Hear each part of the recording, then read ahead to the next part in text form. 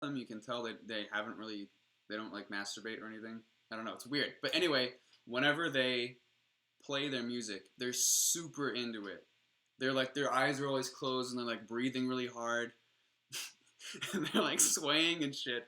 And no one, I mean, people, some people play like that, but like specifically them, they're always like super into it and like super passionate.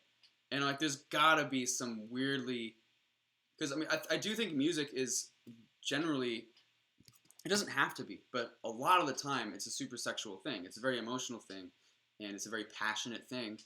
And so I think they're kind of like, there's some weird connection there. I mean, I don't think they're literally like getting off when they're playing, but like you can just see it. Because they're like, I mean, if they really are that religious, um, there are like some, yeah, they were like, I don't know, masturbation is like bad if you're like a serious Lutheran, Christian, whatever, right? So they got to like get it out through other means, and it's just very, it's like kind of clear when you're just watching them play this stuff. It's intense, dude. It's like kind of sad, but it's, I mean, they're really good, so I guess it's, I don't know, they made them good pianists. It's very interesting. It's very interesting shit. I could be totally wrong, but I don't know. I think there's something to it.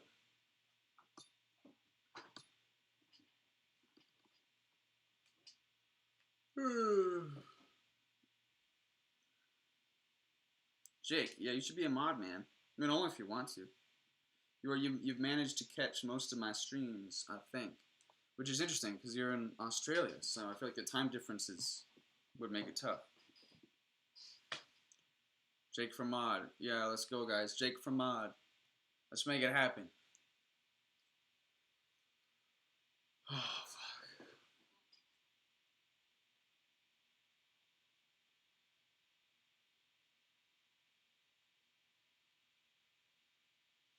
It's tropical Jake. That's interesting.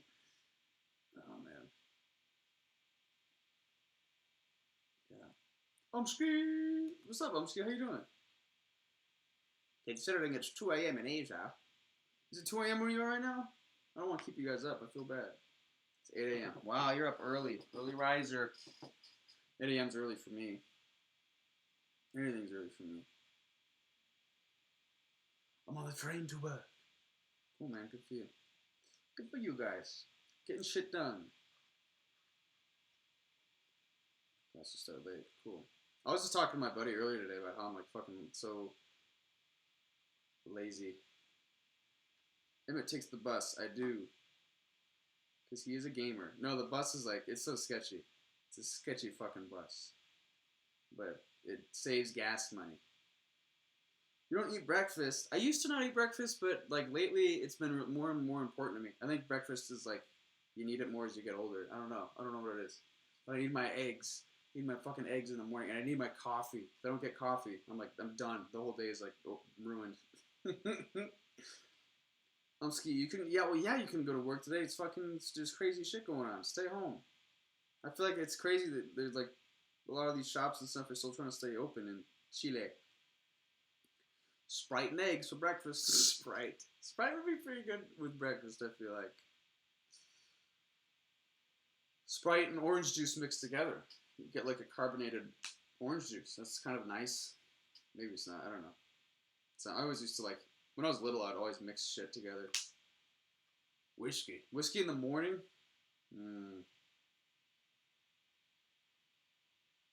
Although I will say, I don't know, if you're in the right mood, I will say, when I was going on these trips to Reno, Nevada with just this jazz group for school, we went to Reno for these competitions, and we were just, obviously, we didn't drive, we just flew there, and we were posted up at this hotel. And me and my roommate, who was a buddy of mine, he was a big drinker. And he immediately, as soon as we got there, he got like a bunch of orange juice and whiskey and shit. And every morning, like the way I woke up every morning was he would like hand me a whiskey sunrise, and I would just like, we just like drink them as we were walking down the hallway to go practice. And it was like the best. It was the fucking best, man. Because we didn't have to drive anywhere. So we could just immediately start drinking. And I kind of understood that whole like 50s thing where everyone has like their own private fucking bar and everyone's just kind of like everyone's like buzzed all the time. Everyone's kind of going to work, little drunk and shit, and that I don't know, just makes stuff easier. There's a weird, I think, especially in America, drinking is associated. Yeah, moderation. That's exactly what I was about to say. Yeah, drinking is associated with just like getting completely fucked up, which is stupid. Um, I don't know, man. That's that. I don't know, but yeah, for some reason there's an association with it, just like drinking and then partying and like throwing up and just passing out and shit, which is dumb. But yeah, I think drinking in moderation honestly just like makes life easier. I would be down with it if it meant if it didn't mean that I was getting DUIs. I would fucking I don't know, have a beer or have a fucking like not a shot, but like a glass of wine before school or work or whatever. It just takes the edge off. But that's the whole thing. Like you can't regulate moderation, so it's gotta be all or nothing. I love Minecraft. Did I tell you that already?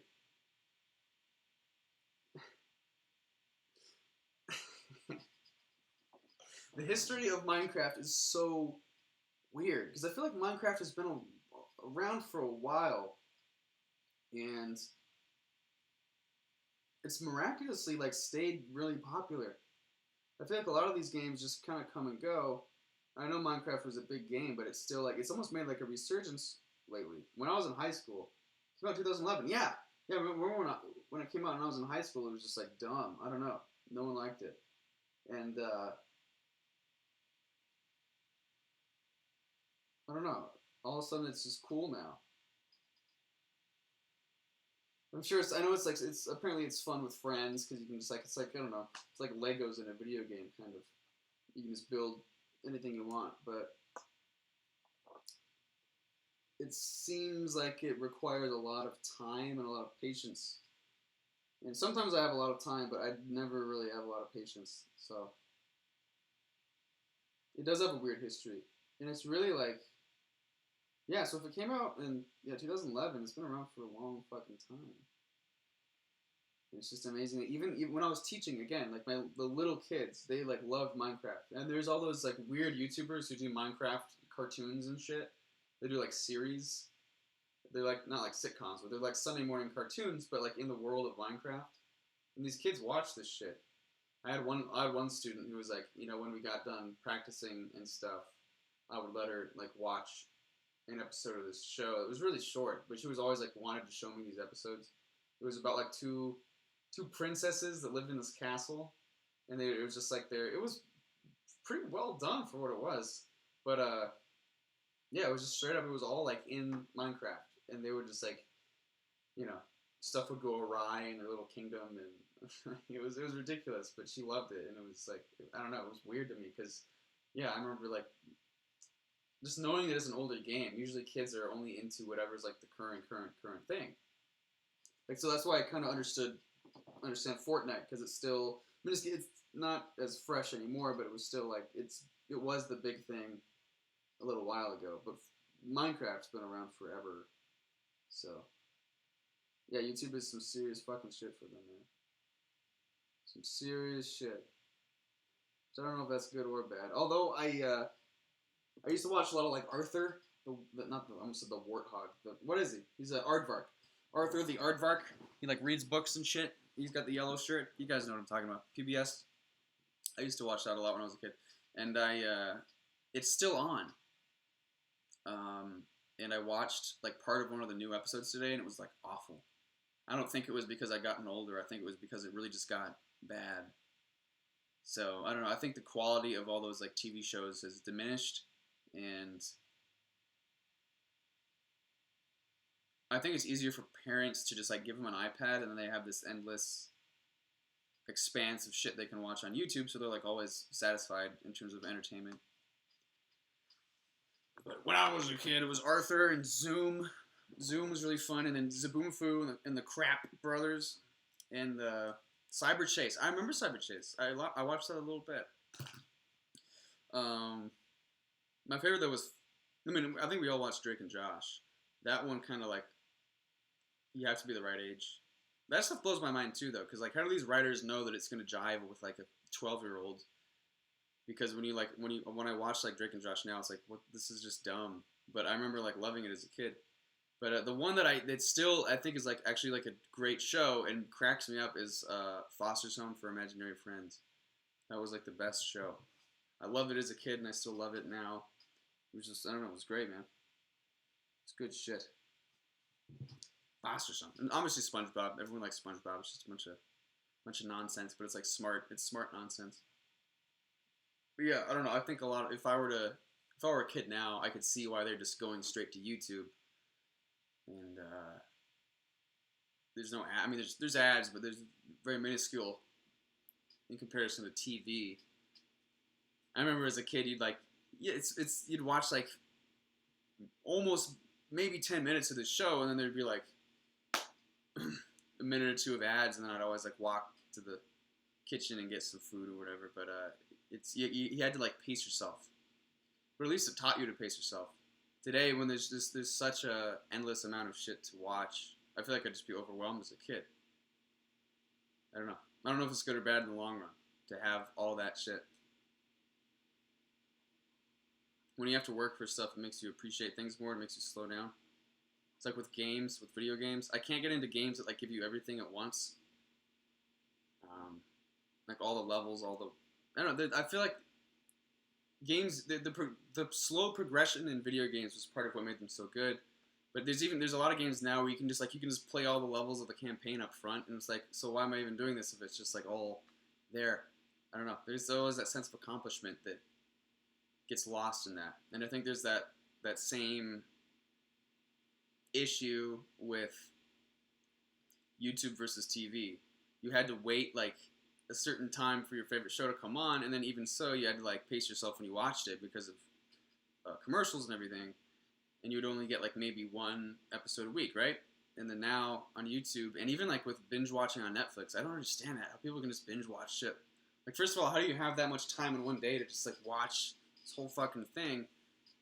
But also, like, I don't know, man. I think you need time to sit with things. So when you're just constantly like intaking all this information, I think it's not good necessarily. All those Nordic countries always that have like really high scores for like their government sanctioned tests and stuff for elementary schools and middle schools. They always talk about how important it is to have like a lot of recess and there's like no homework, because you just need time to not think about stuff for things to really resonate with you. And that's a good principle to follow. But so I think the whole advent of like binge watching and just YouTube can be tough because of that. And yeah, I know. Yeah, it always like it really humbles me when people say like I just binge watched all of the LaFave Bros like Oblivion in a week or 2 weeks. I'm like, what the fuck? Like it really like, wow, how did you? Are we really like that entertaining? It was even for me and Max. It was only like the first maybe 10 or 20 episodes that we would rewatch the episodes like when they're done, and even so, we'd rewatch it like a week later once we'd not been in that like. We give ourselves time to get out of that editing mindset, and then you can kind of enjoy it. But I don't think in the last like year I've ever rewatched one of our Let's Plays. But I guess we're I don't know. Yeah, rewatching our own stuff is a little different. But I think it's important to give yourself some space from it so you can see it more as a viewer. Same goes with music and stuff.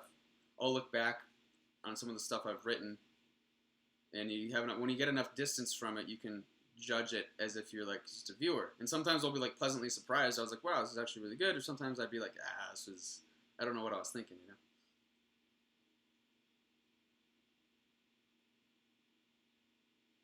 Hey, Lord Weebit Crab Flap. It's a good name. Thank you, man. That means a lot. Yeah, I don't know. Yeah, it is hard to tell if you're being entertaining or not. And especially, after the editing process, you've already seen. I mean, we experienced the game firsthand, unedited, because we're the ones who are doing it. And then we go in and edit it, so we're watching ourselves do what we had just done when we recorded it, and we're like cutting it down and cutting it down. So by the time like the video is ready to go up on YouTube, we want like nothing to do with it because we've experienced it like too much. And because of that, you can never be sure how others are going to take it because it's completely different for you. Yeah, a lot of people say it's just like it's like comforting, which is really cool, actually.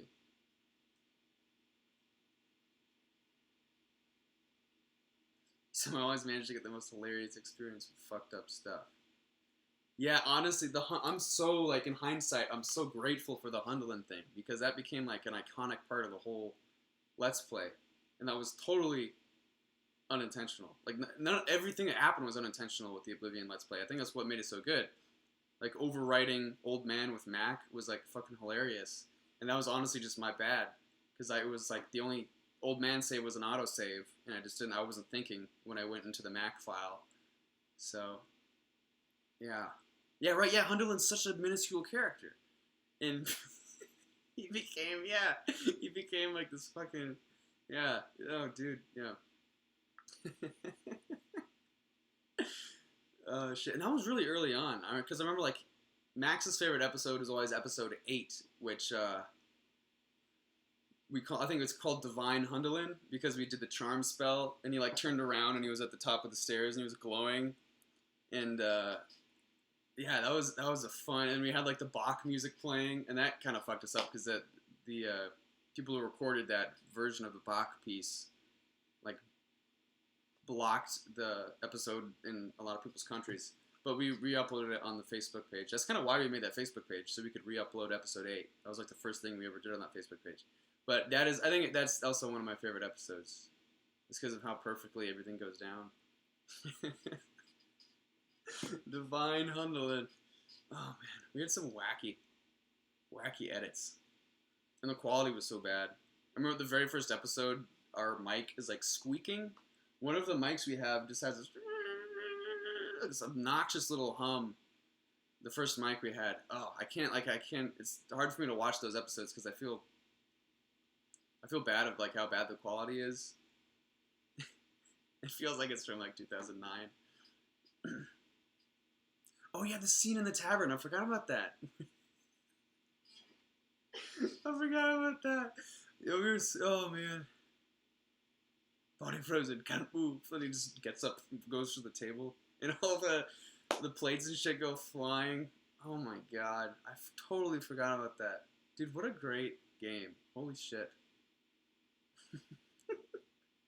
There will never be another game like Oblivion. Because I think so much of its charm and its value was completely accidental. Not that it's not a great game anyway, but all the hilarity, like I know that they couldn't have planned all that shit. It was just the right time, and it was the right like amalgamation of things to make it so fucking funny, and yet like genuinely exciting at the same time. Yeah. But I remember, like, for, like, the first whole year I played that game, every time, like, they would come up with the Roman numerals 4, and then it would zoom out, and, like, the music was happening. I was, like, always super excited. I was stoked. And it's such a simple intro, but I don't know. There's a comfort to that game. There's also an excitement to that game. There's something about it that always feels fresh, and then there's just, like, a hilarity, obviously, to that game. So it really is, I don't know, man. Something special. Something fucking special.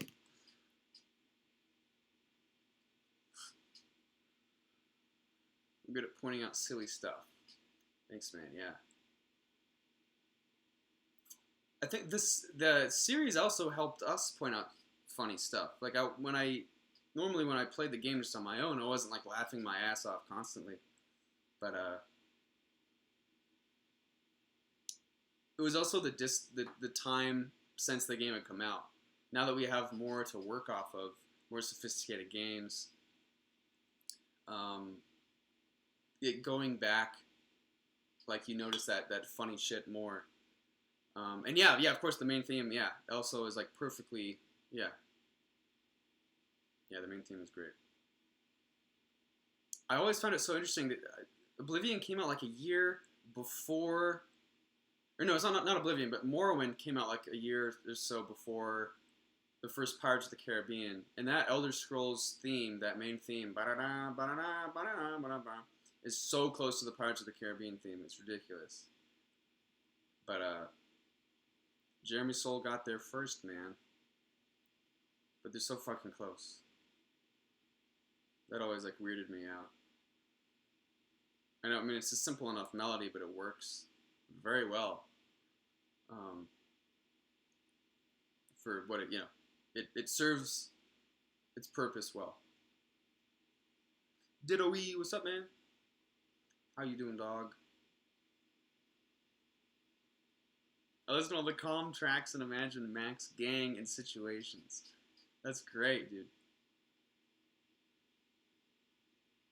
Right, yeah, you're right. The buddy thing is good. And I did that a lot as a kid too. I had a friend, Danny, he's the guy who in the last episode in that little video, who's like, "Stop, you violated the law," and I'm fucking around with him and we're recording it. That's him, Danny. He would always watch me play that game, and he like preferred watching, which made me feel really bad. But I've like logged hours into that game just exploring and shit, and he would be like watching, and he thought it was so cool because at that time it was still so exciting, just exploring that world.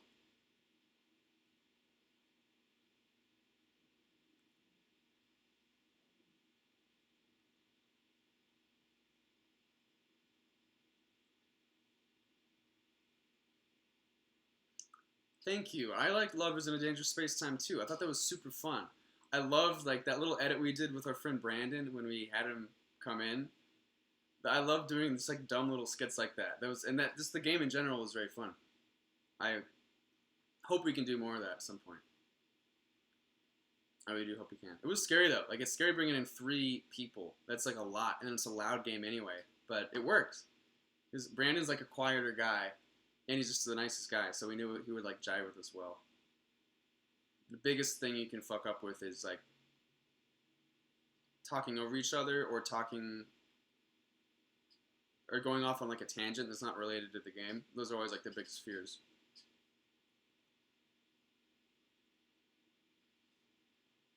You recruit every Argonian. Why specifically the Argonians?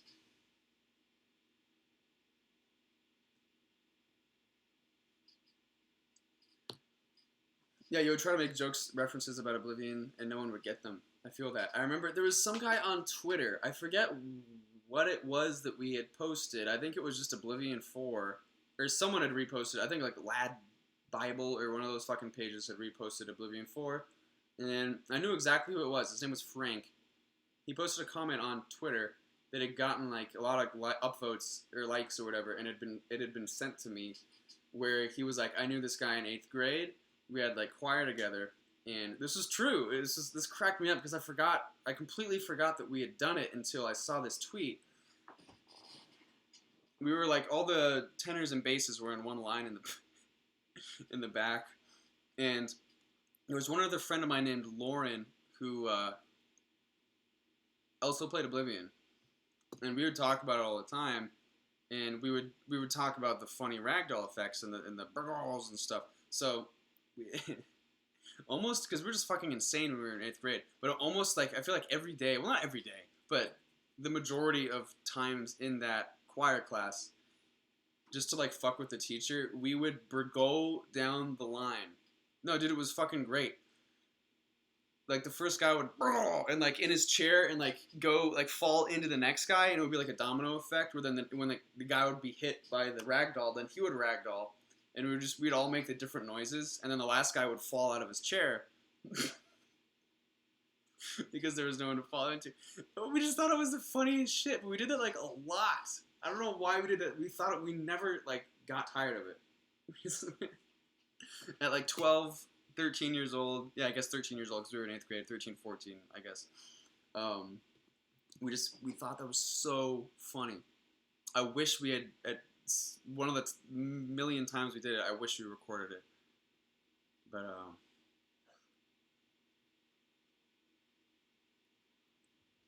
Zeus from God of War is intense. Yeah, it's a very like spot on voice actor they got for Zeus. I remember loving God of War 2. I never finished 3. I played a little bit of 3, but I played the first one, the second one, and then I played the PSP one that I actually thought was really good.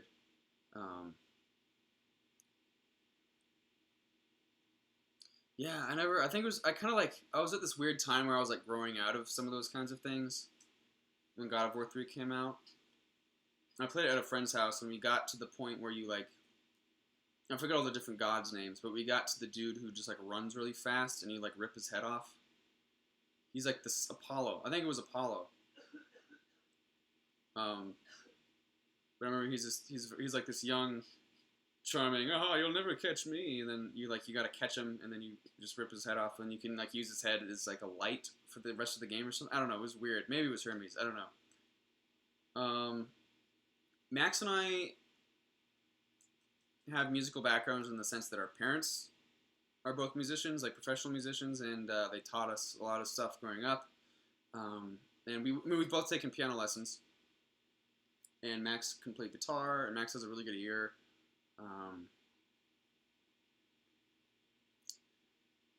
And I'm going to school for music right now.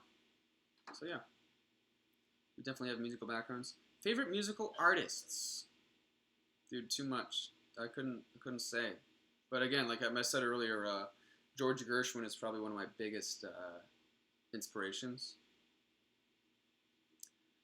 And classically, George Gershwin and Astor Piazzolla is very good. If you guys haven't heard of him, check him out. Dude, I got a neighbor. He's like constantly smoking weed, and he's coughing up a lung right now. I gotta ask this. Do you listen to metal? I feel like there have been dropped hints. Max listens to a lot of metal, and Max has referenced metal bands in the Let's Play, so I think that's what you're referring to. I don't as much. I enjoy some like folk metal and stuff, but metal, I don't know. This is a whole other tangent, but metal it has nothing to do with music itself. But I'm just one of those people. I guess I'm like an old soul, and it's just like too much noise and loudness. I just can't. I can't take it for too much time, because it just, I don't know, it's just too much. It's just auditorily too much. But you can kind of tell that in a lot of my music. My music is almost, I don't want to say lazy, but it's very calm, and like it's very calm. I don't know. I'm just like a chill. I'm too chill. I should be more into like that kind of stuff, but I'm just like, I don't know. Enough is enough. I have a very short threshold for that kind of stuff. And that's also why I can't dig most rap, because like the backbeats are just too like in your fucking face, for me at least. It's just like it's just too much. Gotta turn it off. What have I been doing in Sky Oblivion project? They mentioned how they would like me and Max to do voice for it, but nothing has actually happened. I haven't actually recorded anything for it, but I mean, I would love to. The thing is, I'm not trying to be like a jackass, but like if I know you have to like sign up and you get on like a waiting list and then they choose you. I'm not. I love the idea of doing it, but I'm not like into it enough to like go on and like make an account and like send them like my previous voice work or whatever, you know. But if they came to me and were like, "Hey, I want you to do a voice," I would do it 100%. But I don't know. I got too much going on right now to sort of make that happen on my end. But yeah, if any of these guys come to me, I will say that I have recorded voice for Skywind. Yeah, Skywind. So yeah, I mean, no, I would love to do a cameo, but even so, like, yeah, it doesn't have to be like a full character, but yeah, if they messaged us, I'd do it 100%. But I don't know, man.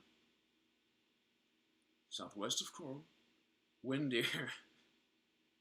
Windeer does sound like a town in Oblivion.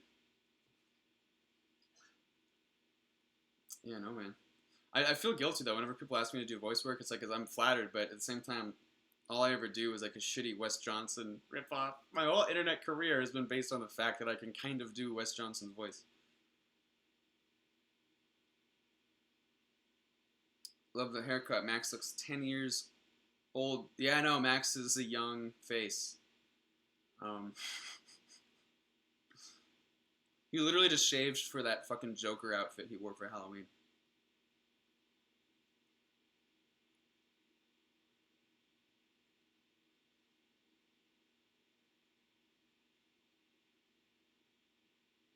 Yeah, Wes is one of the best dudes. A gentleman, a great guy, all around. Just like someone to look up to for sure. Remember one of your videos at the end of it? Oh yeah, I forgot I had done that. Those are pretty bad though. Yeah, I had sent those in for I forget who wanted them. It might have been Sky Oblivion like way early on. They like asked me to send in samples and I just did that. Um, I feel like they were bad though. I forgot I just tagged those at the end of the fucking video. I forget which one that was, but yeah, that was pretty bad. But I am enjoying doing. I have Trebonius.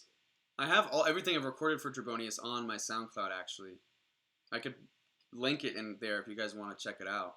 But it's been fun doing Trebonius Artorius because no one has voiced him yet. He's Imperial. He's like an Imperial mage. He's the head of the Mages Guild in Morrowind or whatever. But I guess he was all text. At least that's what I've been told. Is he didn't actually have a voice when he spoke. It was just read the text. So it's been cool to like voice someone that hasn't been voiced before because I feel like all this voice acting I've done or that people want me to do is just like guard lines, Imperial guard lines, or Adoring Fan, or whatever. Which is super fun. But I feel like my job in that situation is just to be as accurate as I can with what has already been said. If that makes sense. So with Trebonius, I'm definitely doing like a West thing, but it's more fun that they're like new lines and I can just do them how I want. Creative license, exactly. Yeah, it's really neat. Let me link it. It's fucking 40 minutes worth of dialogue, so you guys don't have to listen to the whole thing, obviously. But I think it's fun, and it's like unedited. I think it's unedited. So like if I fuck up a line, I'm just like, let me just do that again or whatever. Hey man, Wheat Power, what's up, man?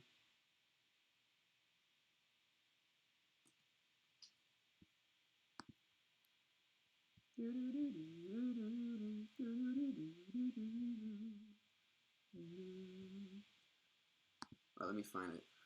Yeah, it's on. I have so many like different SoundClouds because there's like a threshold of how much you can upload, and I always go beyond that. All right, here it is. Boom. Check that out if you haven't yet. They haven't contacted me in a while, so I hope I'm still Trebonius because I do. I go to the studio to do those lines and everything. So wait, let me do that one again. It's been fun. It's been really fun. I make sure to do it like first thing in the morning too, so my voice like sits really low. Because he's like a bass man. He's got a low voice, and I don't. I really don't. I'm a tenor. So whenever I like do his lines, I kind of have to like scoop more than I can. But if I do it at like 9 a.m. or whatever, and I just woke up, then it's easier to just stay down there. Dude, if Young Scrolls wants me to do something, that'd be cool. But his whole thing is that like he edits the voices together, so it would be interesting to have like organic voice in his stuff. What mic do you use, dude? I have no fucking clue. I go to my friend Chris Mully, who's recorded all my music that's on YouTube and everything, and I tell him what we're doing, and then he sets it up. So I tell him like, hey, I'm recording voice lines for a video game, and then he's like, all right, I know the mic that will work for that. So I don't know actually, but yeah, it is tough because he doesn't have like, whenever you see those like behind the scenes about video game voicing, they're always in like this fucking glass box it's like very well padded, and he's he's transitioning where he's at right now. So he's in like a practice space that he has kind of turned into a recording studio. So there is a little bit of hum, and the Skywind people don't really like that. They've mentioned multiple times like we got to redo these lines because there's a little bit of room noise or whatever. But I don't know, man. It's fucking tough. So like that professional setup is expensive. Not only having the right mic, but having the right space in order to focus the sound just on your voice and have no like white noise or whatever. That's like it takes a lot more than you think. And obviously, like people like Wes Johnson who do it for a living, he has like his own recording space, I think, at his place. But which is cool. That would be like ideal one day. That'd be so cool. Not only for voice acting, but for like music.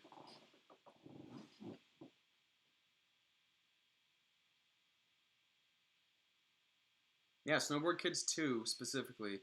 I don't think we ever played one. We had two for the Nintendo 64. It's a great game, dude. I think it's definitely it's golden in the sense that it's not trying to be anything that it isn't, and it's just super fun. It's very addicting. All the characters are really fun. Like I actually like enjoyed the characters and got a sense of who they were with such a like an early kind of game, and the music was great. And yeah, we always had a blast playing Snowboard Kids too. Did you think about doing a discussion video about how dangerously half-assed Bethesda is being with their business practices? Yeah, I don't know. I think everyone kind of wants to know what's up with Bethesda right now.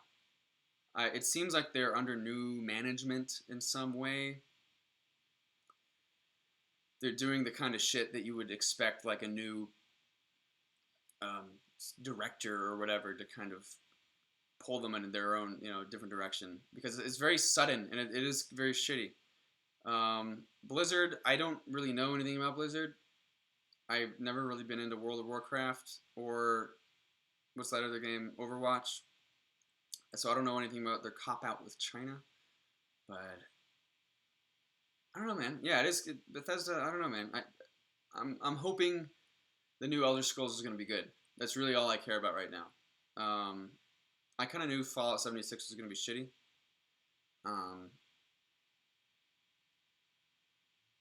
Just because the whole... I've said this exact thing before in a stream like this, but I'm going to restate it now. The whole value in their games is that they, at the end of the day, I think, is that they are immersive. You really feel like you're in this different world. So as soon as you make that world online, the immersion is completely gone. Because everyone's like jumping around and shit. Like it doesn't feel like a real world anymore with online players, if that makes sense. It's just like you're hyper aware always that there's other real players just sitting at home and shit. So as soon as you make something like that online, especially exclusively online, like Fallout 76, it's like all online, right? As soon as you do that, the whole like magic of their games is gone. It's cool to have mods where you can like play Oblivion online or whatever as an option, but the fully online thing was like that they fucked themselves hard just with that concept alone. That's what initially turned me off with Fallout 76, and I guess I was right because it was, I think it's regarded as like their worst game. TES sucks. TES 6 sucks. Then I'll literally puke, fart, and die. Yeah, I probably would too, because man, it's been a long time coming. A long fucking... When is it supposed to come out? It's going to be like 10 years after Skyrim.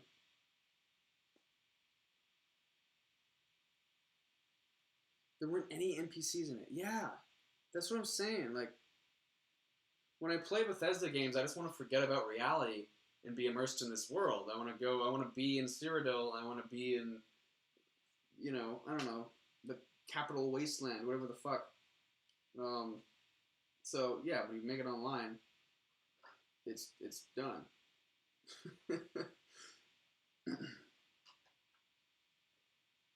Ooh, I wonder which Civil War victory will be canon after Skyrim. That's always the stuff that... I feel like they try to write around that and like keep it ambiguous, so it could have gone either way, but like big events like that, they gotta just bite the bullet, right, and make it one way or the other. Which is kind of that stuff's so weird. It gets so messy when it's like you can choose your path in this world, and obviously your decisions affect the world. But then at the end of the day, the company sanctions what actually happened. It's so that shit's so strange to me. And I know there's like not really any way around it. At least no elegant way around it. But I don't know, man. That's a tough thing. I try not to think about that shit because it just bugs me. I'd like to have a friend play as my companion. Yeah, that'd be cool if we could like do quests together and shit. But I don't want online. Yeah, like a buddy system like that. Just like straight up co-op would be cool. But yeah. I mean, I don't know about how Fallout 76 actually plays, but if it's all online, I'm assuming there's like verses and shit, and just like fuck, that's like the farthest thing from what those games are meant to be. All right, let me read about Blizzard. As far as Blizzard's junk, they're selling out to communist China and censoring anyone who sides with the free independent Hong Kong. I don't really know about that situation, but they literally blocked a champion from getting his prize money and went back on it. Then, instead of coming clean with being in China's pocket, they said they were too hasty with pulling the champion's prize. That's crazy. I don't know anything about that situation, like politically, but it's just weird when a video game company gets so embedded in like international politics. That's just weird. Yeah.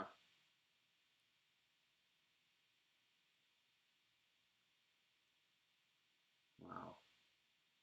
There's this thing in Elder Scrolls lore called a Dragon Break, which is basically the Mandela effect. What is that? Can you explain that? Is that like is that their excuse for how what you do in the game doesn't necessarily line up with the lore, quote unquote, per se?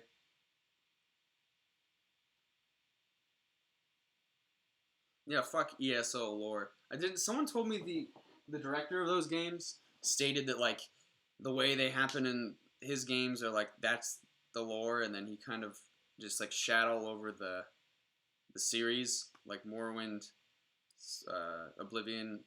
He just like completely disregarded the continuity of those games and just like made this weird statement that like the ESO all versions are canon. Yeah, but they're also different, right? They changed the fans voice actor. Oh, that's a bad decision. I also know they didn't get Wes for Shea Gorath in the card game or whatever. Who the fuck plays that card game? I'm sorry, maybe some of you guys do. I don't know. I don't know. I don't. Yeah, I don't know. It would be cool. I would play it if it was like physical cards. That would be sick as fuck, actually. But I don't know. It's like a phone app card game or something, right?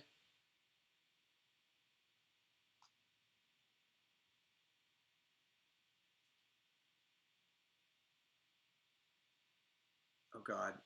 Dragon breaks are basically the equivalency of a linear splintered truth. All endings of Arena happen somehow. I hate that. I hate that so much. I can't. I don't like that. That stuff's get. I don't know. It seems like a cop out to me. That's what that. That's why Endgame triggered me because all that talk about like, ooh, we can create this alternate reality, and then as soon as we get the stone back from it, it just closes up, and it never happened. Like, wait. There's so many questions that go unanswered with all that shit. It gets so messy. It doesn't really make sense. I don't like that. I know there's no way around it because you give the player choice, but I hate when games give you the multiple endings. Yeah, I get it, but you should. 90% of the time, there's like a clear, correct ending, and then there's just like your option to just like fuck it up, and then it all just becomes kind of pointless. Um, the Force Unleashed it's felt like a very last minute choose your ending, and yeah, the bad ending was just like shitty and didn't make any sense. And it was very clear that like the good ending was actually that's like the right ending. Same with Bioshock. Like I love the whole point, the whole theme of choice in that game is very well executed, except the bad ending at the end of Bioshock is just it makes no sense. It's just straight up bad. It's yeah, I don't know. Yeah, when games try to do that, they often there's clearly like the canonical ending, and there's clearly like this is just here because we did it this way. Um, yeah, Force Unleashed did have a DLC that expanded on the dark side, and it was really goofy. It was like, kind of bad. You had to kill Luke, you had to kill Han, and you had to kill Leia. It was just kind of depressing too. I don't know, like I don't want to kill Luke. Who wants to do that? But they tried to make them like these kinds of like shitty versions of themselves to make you want to kill them, but it was just depressing. Like they made them these like almost like caricature versions of themselves to make you not like them, but it just made the whole thing sad because I don't want to think of like this shitty dumb version of Luke that's just like I don't know. It was just weird. It made me uncomfortable. So you're playing as Disney. Exactly. Literally exactly. The one thing I was thinking about the other day though is that with most games that do have multiple endings, I think we all go through it and do like the right ending, and then we go through it again and do the bad ending just for the sake of like getting the achievement or whatever, just doing it, and we don't really think twice about it.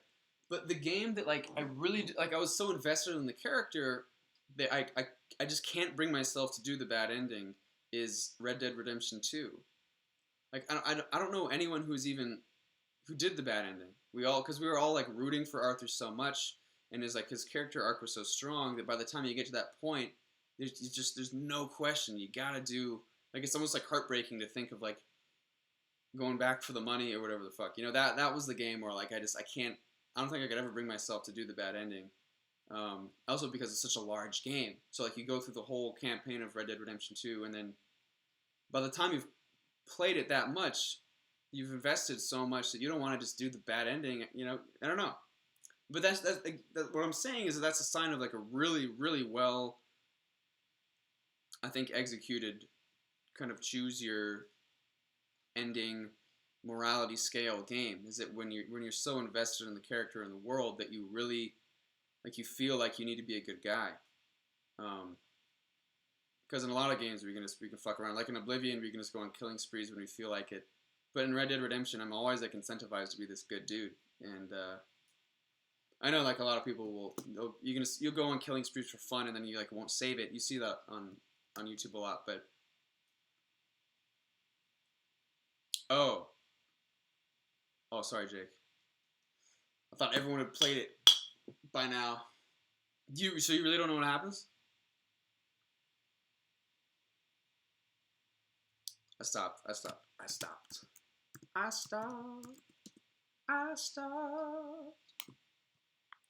Dude, you should play it. It's so good. I know it was. I don't know. It was kind of one of those things that was like big. What? You gotta play it, man. If I didn't spoil it too much for you already. Oh yeah, you're literally trying to play it and you can't. Okay, I'm sorry. Fuck.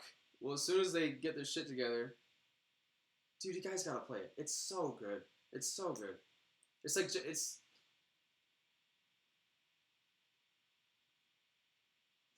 I don't. I get the same like. It hits me in the same way like a really good like classic novel hits me.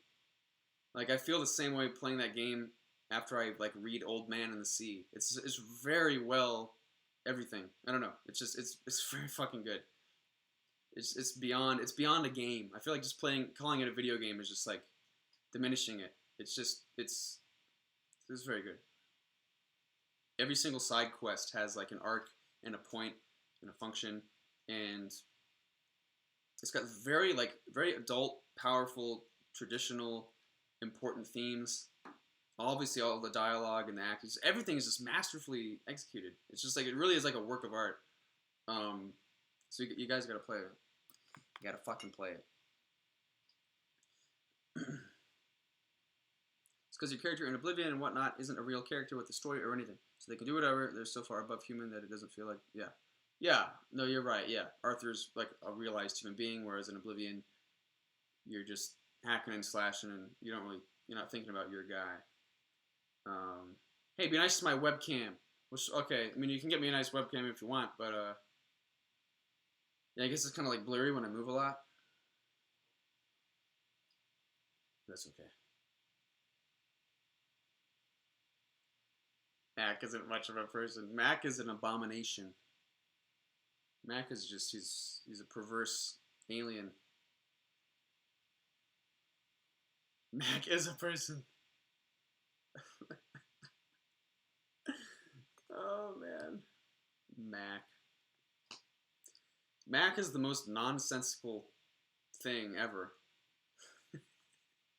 And that's why it's so funny that we ended up having to play the whole thing with him. Mac.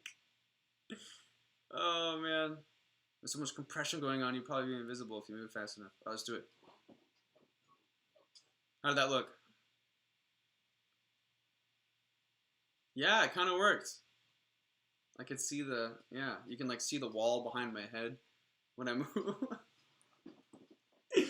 Oh man. Alright, maybe I'll get a cool mic. I'll get a nice mic. 50% chameleon. Oh shit. What are you guys doing right now? What time is it for you?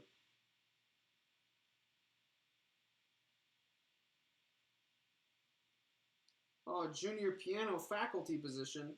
I can't wait. I'm gonna jump on that. 9:55 p.m.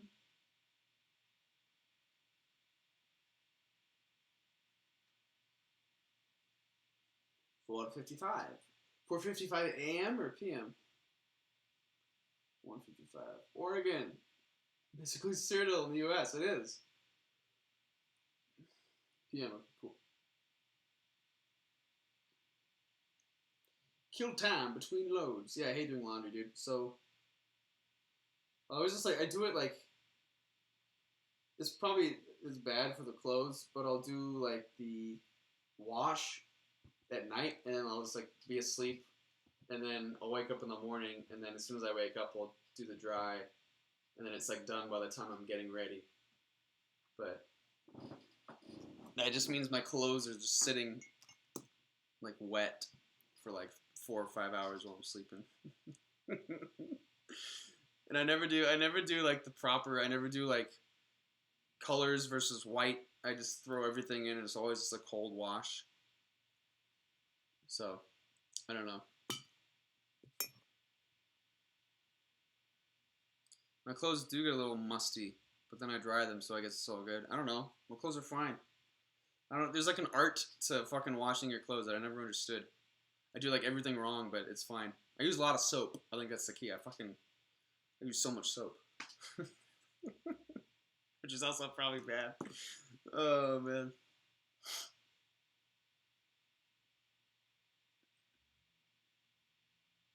Yeah, but we've talked a lot about how in Oblivion your character doesn't make sense anyway. Because if you do everything in the game, your character is so like stretched as a person. Their like morality scale is just like fucking going everywhere. They just like they don't make sense as like an actual person. In the animation, I was working on Mac as Sigurd's ancestor. That's cool. One drunken night in Skyrim. Sigurd was an accident. That's the lore. One statue of Mac. Broken and all that stuff. His long face. His long face. I love that. Why the long face? Umsky, be safe. Stay inside. Umsky lives in Chile, which is currently getting fucked. There's like riots everywhere, and the police are like militant, and it's very scary. So, everyone send good vibes to Umsky. Because there's like tanks and fire and shit. Yeah, Mac was the ultimate accident. That's true.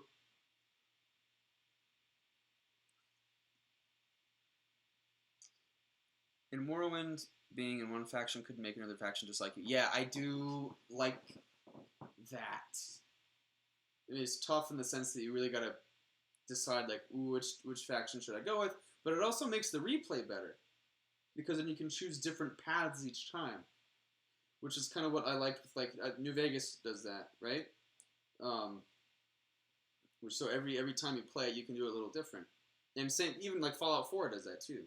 Like, you gotta choose a different faction at one point. But in Oblivion, you can just do everything every time you play. There's like no reason to just because if you don't want to be a mean Dark Brotherhood guy, you just don't do it. But who's gonna do that? Because eventually, once you've done everything else, you're just gonna be like, all right, this is the last thing left to do. So just de facto, you're gonna fucking do it. But yeah, I do like it if it's executed well and it's actually like compelling. It's really cool when factions are aware of each other and aware of your like loyalty and sort of where you lie in the context of the world. All right, guys, I gotta get ready for my stupid class.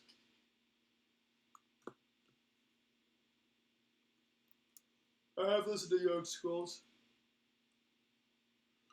We've used some of his music in our outros in the Oblivion series.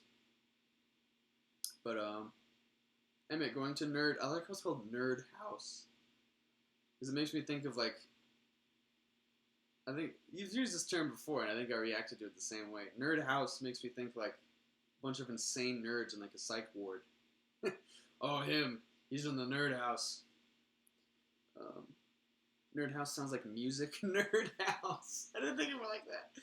Oh, man. Did you get your rig updated yet? I was wondering if we could convince you to stream some Destiny 2. Or modded New Vegas. I mean, I play on console, so I can't mod New Vegas, but... I could play Destiny 2. I only play Destiny 2 a little bit. I mean, whatever you guys want to see. I do have, like, a lineup of games I want to play. I gotta finish Bioshock. And then there's a game that actually someone recommended to me in a comment in one of our YouTube videos. And I'm tempted to find that comment because I really appreciated their suggestion. It's a game called What Remains of Edith Finch, which is really, really good and definitely along the vein of like A Tale of Two Brothers and Rhyme and all that stuff that I like. It's definitely that like kind of game. Very beautiful game, weird game, very cool though. Not like anything else I've ever played. And then I wanted to play Hellblade because I also thought that was interesting. If any of you guys have played Hellblade, it's just yeah, I don't know. It's a beautiful game. I'm kind of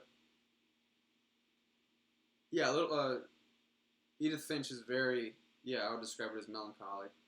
It's very sweet, very sad, very melancholic. I like stuff like that. I don't know why. Yeah, Two Brothers is just like fucking heart wrenching. But